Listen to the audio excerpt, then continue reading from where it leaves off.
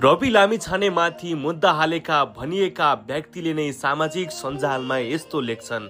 रवि लामिछाने विरुद्ध मैले जाहेरी नै दिएको छैन। सुप्रिम बचत तथा सहकारी संस्थामा कयौं बचतकर्ता मध्ये म पनि एक हुँ।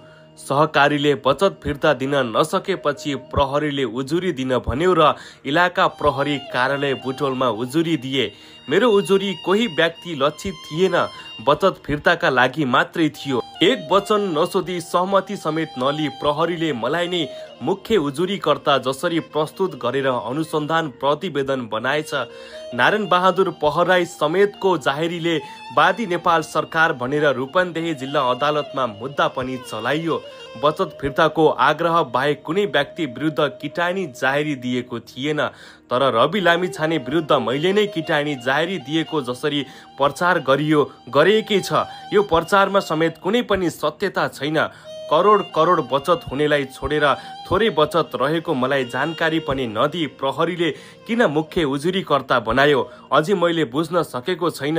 म जस्तै अन्यले पनि बचत फिर्ता पाउने आशमा उजुरी गरेका थियौं, तर यत्रो समय बित्यो। संसदीय विशेष छानबिन समितिले बचत फिर्ताका लागि के सिफारिस गर्यो भनियो, तर सरकारले ती सिफारिस कार्यान्वयनमा ध्यानै दिएको छैन।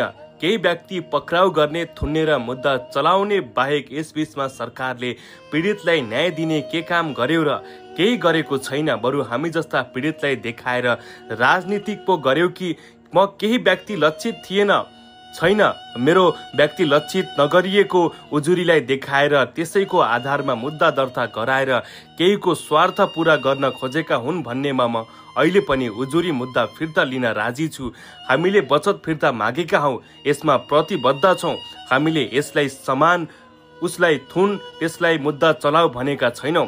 विधि प्रक्रिया, अड्डा, अदालत र सरकारले पीडितलाई न्याय दिन्छ कि भनेर लामो समय चुप बसे। न्यायका नाममा पीडितलाई मात्र होइन, अन्यलाई पनि निरन्तर अन्याय भएपछि बोल्न बाध्य भएको हुँ। निर्दोषलाई फसाएर दोषी उम्काउने र सहकारी पीडितको पैसा फिर्ता पाउनुपर्ने मुख्य सवाललाई विषयान्तर गर्ने